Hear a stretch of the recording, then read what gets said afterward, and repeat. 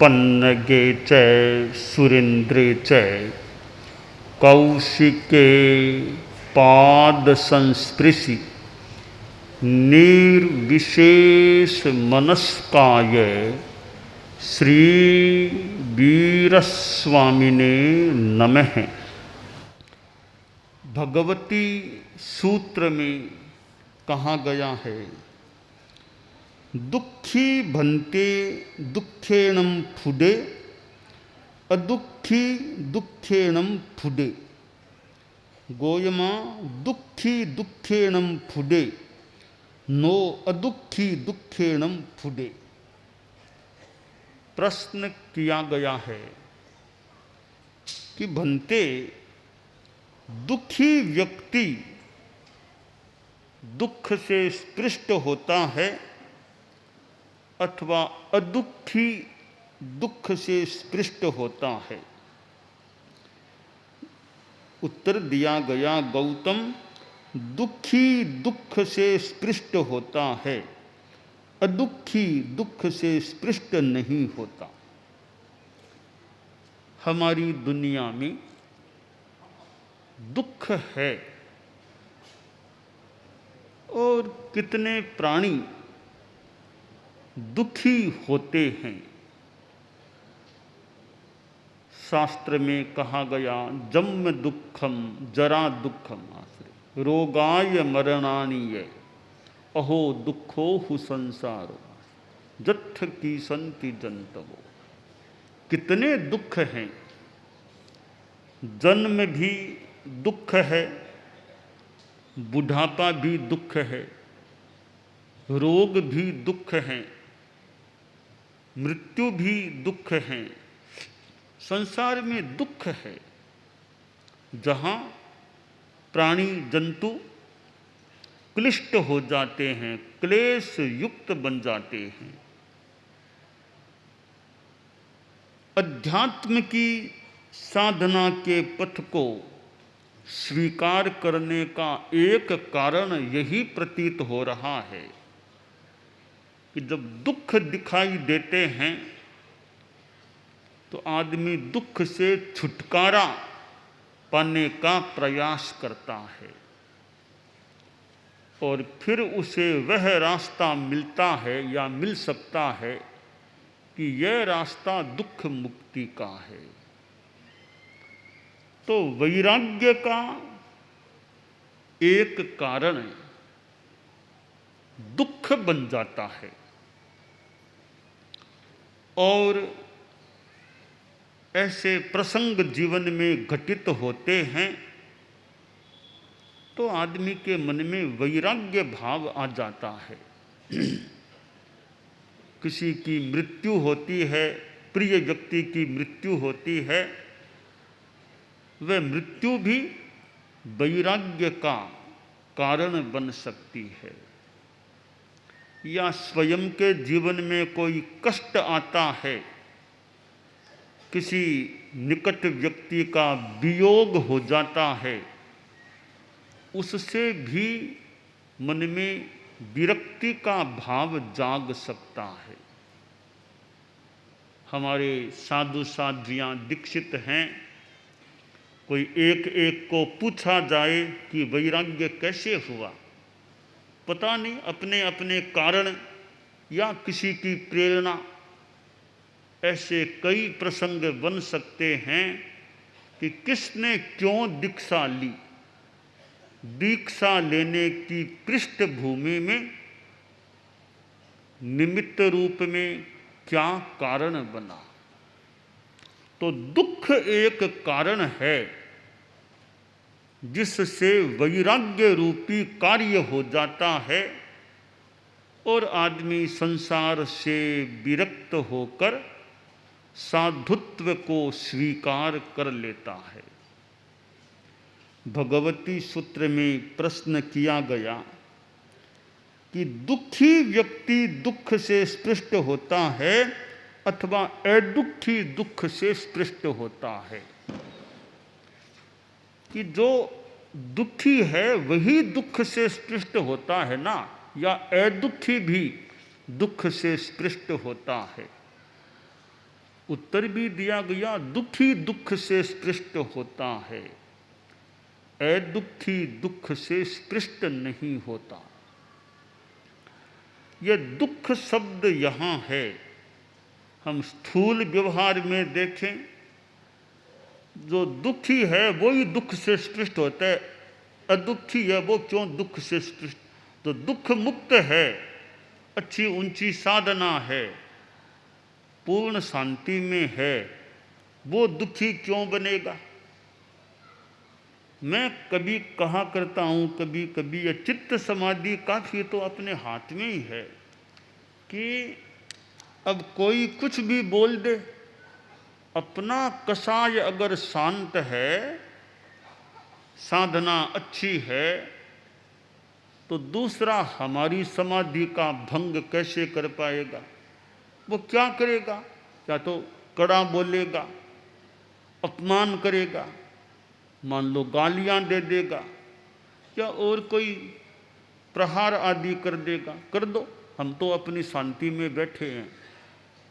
तो दूसरा हमारा चित्त समाधि का भंग करने वाला कैसे बन सकेगा।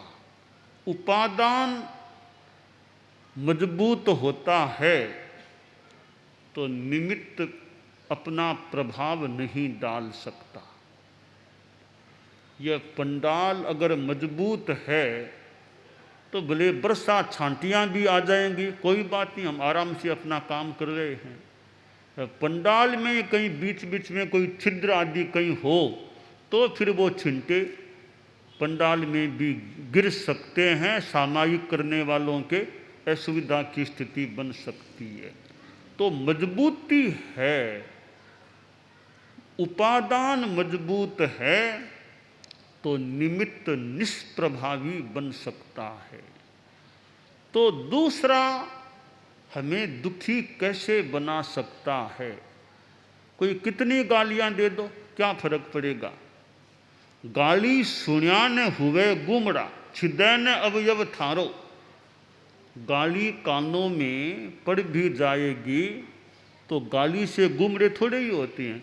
बोलता है हमें, हमारा क्या लिया, शांति से बैठे रहो, अपना काम करो आराम से। हम संवेदन करेंगे, भोगेंगे तो दुखी बनेंगे। इसलिए अपनी चित्त समाधि काफी अंशों में अपने हाथ में है, अपने पास है, दूसरे के हाथ में नहीं जानी चाहिए।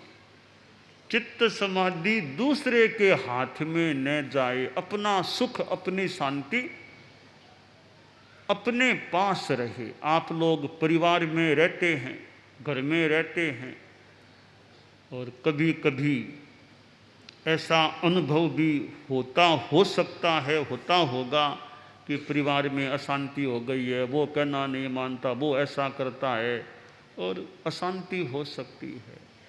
तो अशांति क्यों करें, हालांकि हो जाती है, हो सकती है, तो आदर्श की बात है। अशांति क्यों करें, करना उसको कर लिया, बाकी अपनी शांति में रहें। तो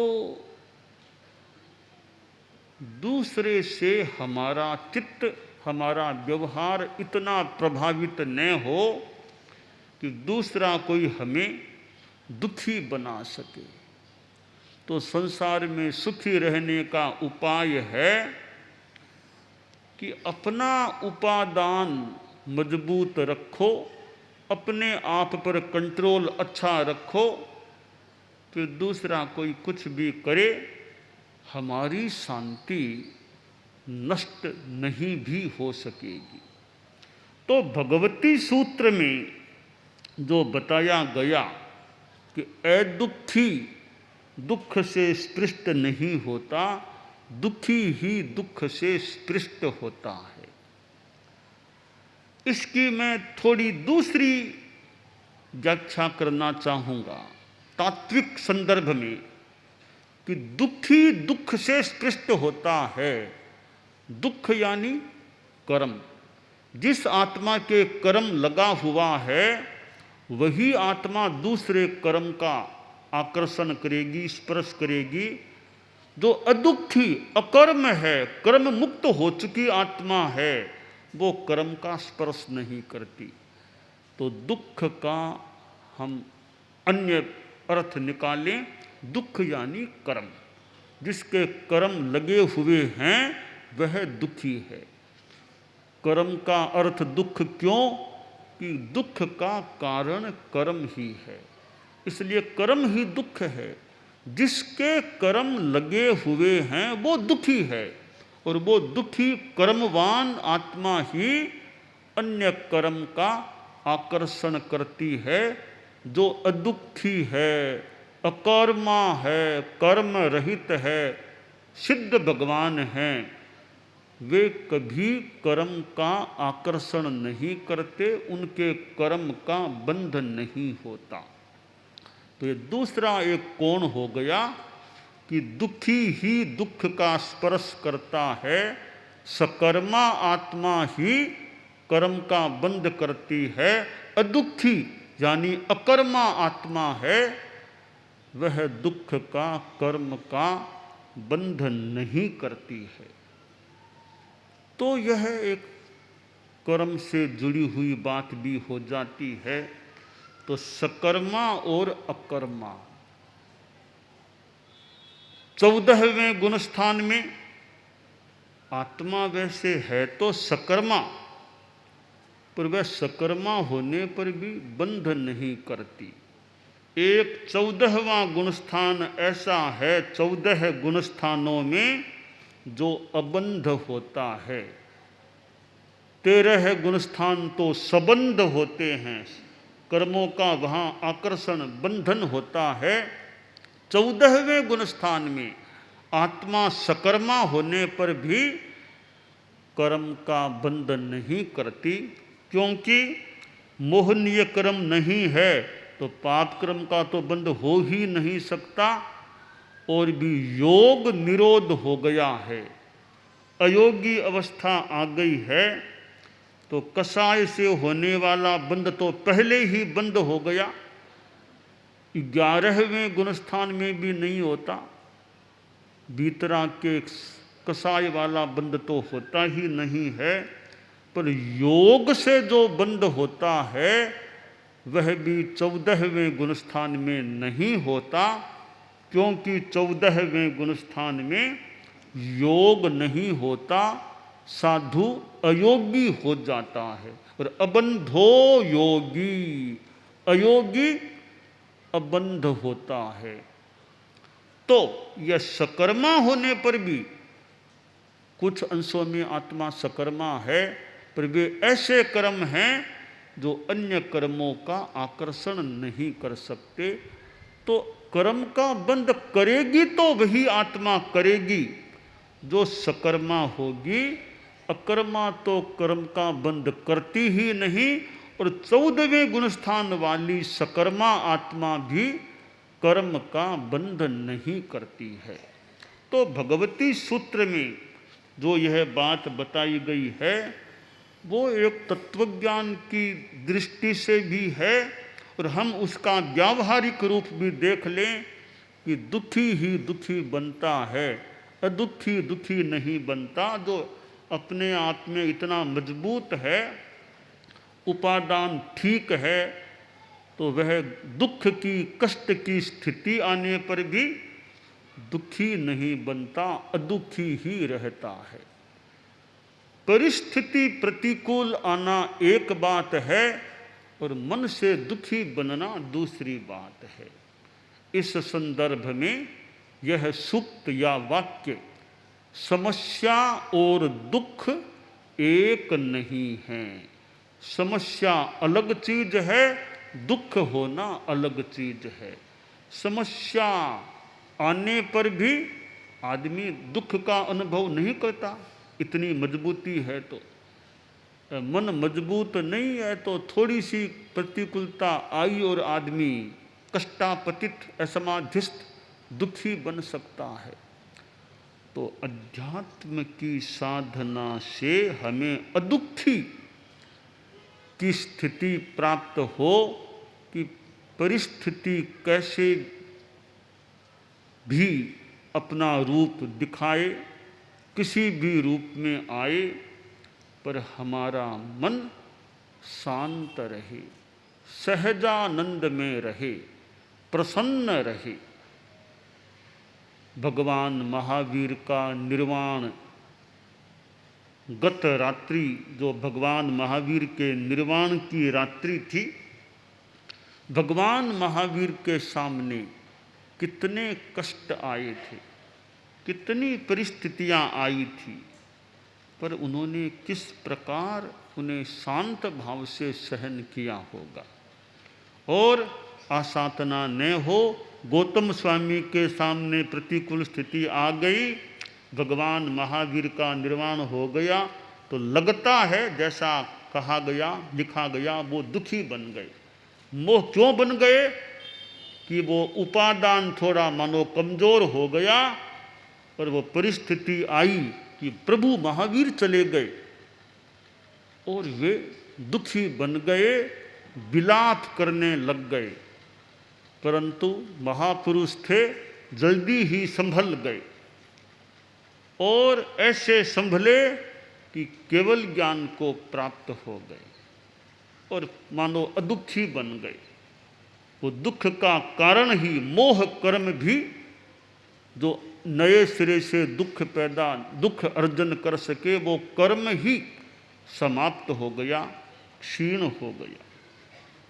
तो यह कार्तिकी अमावस्या भगवान महावीर के परिनिर्वाण से जुड़ी हुई रात्रि, हम भगवान महावीर के जीवन से प्रेरणा ले सकते हैं।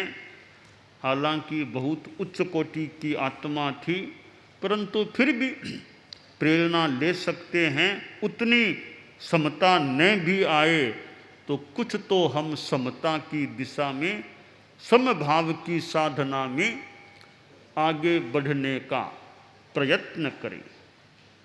और यह समता की साधना, यह अदुखी बनने का मार्ग है, उपाय है। विषमता है वो दुखी बनने का कारण, और समता है वह सुखी बनने का कारण होता है। तो जिंदगी में अनुकूलताएं भी आ सकती हैं और प्रतिकूलताएं भी आ सकती हैं। हम भगवान महावीर के जीवन को याद करके, उनके जीवन के प्रसंगों को याद करके, ये अपने आप में संप्रेरित बने कि हम भी प्रभु महावीर की तरह समतावान बने। अनुकूल प्रतिकूल जो भी स्थितियां आए, उनमें हम तटस्थ रहें, मध्यस्थ रहें। हमारे साधु साध्वियाँ जो एक साधना के पथ को स्वीकार करने वाले हैं, और समन श्रेणी भी एक साधना के कार्य के पथ को स्वीकार करने वाली। और कल कार्तिक शुक्ला द्वितीया है, परम पूज्य गुरुदेव आचार्य श्री तुलसी का जन्म दिवस है। और आचार्य श्री तुलसी जैसे व्यक्तित्व भी इस दुनिया में आए, और कार्तिक शुक्ला दूज को उनका जन्म दिवस कहलाने का मानो गौरव प्राप्त हुआ है। दिवाली के थोड़े से ही बाद में वो कार्तिक शुक्ला द्वितीया आती है। थोड़ी कल्पना करें कि मानो भगवान महावीर गए, उस स्थिति के बहुत जल्दी ही बाद में आचार्य तुलसी का मानो जन्म हो गया। हालांकि यों तो अंतराल है ही है, पर तिथि के हिसाब से एक महासूर्य मानो अदृश्य हुआ, तो दूसरे जो आचार्य बनने वाले उनका जन्म हो गया। तो कार्तिकी अमावस्या बीच में मान लो एकम, और पता नहीं पक्का वो एकम दूज भेड़ी हो तो वो फिर अंतराल भी इतना ज़्यादा न रहे, जो भी। तो आचार्य तुलसी का जन्म दिवस, और उनका ही नहीं, उनकी पुत्री का भी जन्म दिवस। समन श्रेणी मानो आचार्य तुलसी की सिद्ध पुत्री है, तो उनकी पुत्री का भी जन्म कार्तिक शुक्ला द्वितीया को हुआ था। उन्होंने अपने जन्म दिवस को अपने पुत्री का जन्म दिवस मानो बना दिया और एक श्रेणी का शुभारंभ कार्तिक शुक्ला द्वितीया को हो गया। जैन विश्व भारती का वह प्रांगण जब कार्तिक शुक्ला द्वितीया को विक्रम संवत 2037 में पहली बार वो समण दीक्षा हुई थी और एक विशेष माहौल उन दिनों में था, तो यह कार्तिक शुक्ला द्वितीया समण श्रेणी का भी जन्म दिवस है और अनुव्रत दिवस के रूप में भी वह प्रतिष्ठित है।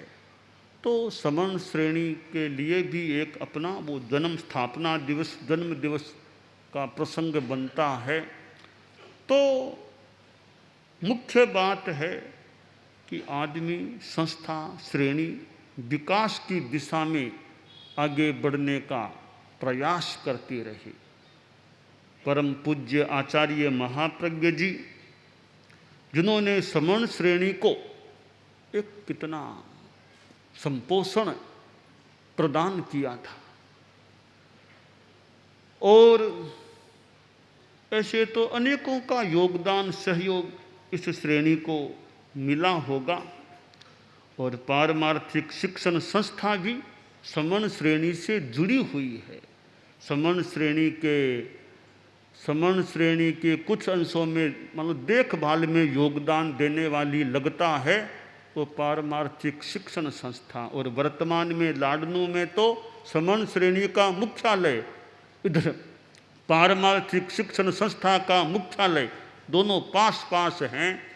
तो वो देखभाल या सेवा सहयोग में भी मानो सुविधा हो गई है। यानी मुमुक्षु भाइयों का घर, इधर समणियों का मुख्यालय, दोनों पास पास हैं। तो समणियों से मुमुक्षुओं को सहयोग मिल जाए, मुमुक्षु भाइयों से समणियों को मानो योग सेवा या संस्था से सहयोग मिल जाए, तो ये मुमुक्षु श्रेणी भी वर्धमान रहे, मुमुक्षुओं की भी संख्या बढ़े। क्यों ज्यों ज्यों दीक्षाएं होती है तो मानो इधर से इधर आ जाती हैं, तो वापिस उधर भी वो पूर्ति नहीं और आगे विकास होता रहे। वो कमी न वो ऐसा हो कि ऐसा अक्षय पात्र हो कि वो खाली न हो, निकालो फिर बराबर। जैसे अव्यवहार राशि व्यवहार राशि है, तो जितने जीव मोक्ष में जाएंगे तो उतने जीव कहते हैं, सुना हुआ है कि सिद्धांत है मान्यता कि उतने जीव अव्यवहार राशि से व्यवहार राशि में आ जाते हैं। तो मुमुक्षु कितनी भी दीक्षित हो जाए वापिस वो भर जाए। हम गृहस्थों को अव्यवहार राशि मान लें तो वहाँ से मुमुक्षु रूप में आ जाएं, तो यह संख्या घटे नहीं पर बढ़े, वर्धमान रहे। तो मुमुक्षु श्रेणी है जो पारमार्थिक शिक्षण संस्था का मूल मानो स्वरूप है। वह स्वरूप अध्यात्म का रूप मुमुक्षु का, तो वह संख्या भी बढ़ती रहे। तो कार्तिक शुक्ला द्वितीया को अनेक मुमुक्षु समणी के रूप में दीक्षित हुई थी। तो मुमुक्षु भी खूब वर्धमान रहें। और साध्वी वरिया संबुद्ध यशा जो दोनों श्रेणियों की देखभाल करने वाली है, तो मुमुक्षुओं से समणी तो भी साध्वी वरिया की देख रेख मुख्य ऊपरी रूप में मुख्य रूप में मुमुक्षु है, तो भी जो नीचे समणियाँ तो है ही देखभाल ध्यान देने वाली। तो ये मुमुक्षु श्रेणी की संख्या भी बढ़े, समणियों की संख्या भी यथा औचित्य यथा अपेक्षा रहे, और खूब आत्म साधना अध्यात्म साधना का क्रम चले। तो भगवती सूत्र में जो दुखी अदुखी की बात कही गई है, जो दुखी हैं वे भी अदुखी बने। हमारी मंगल कामना है कि सभी जो भी दुखी हैं दुनिया में वे अदुखी बने।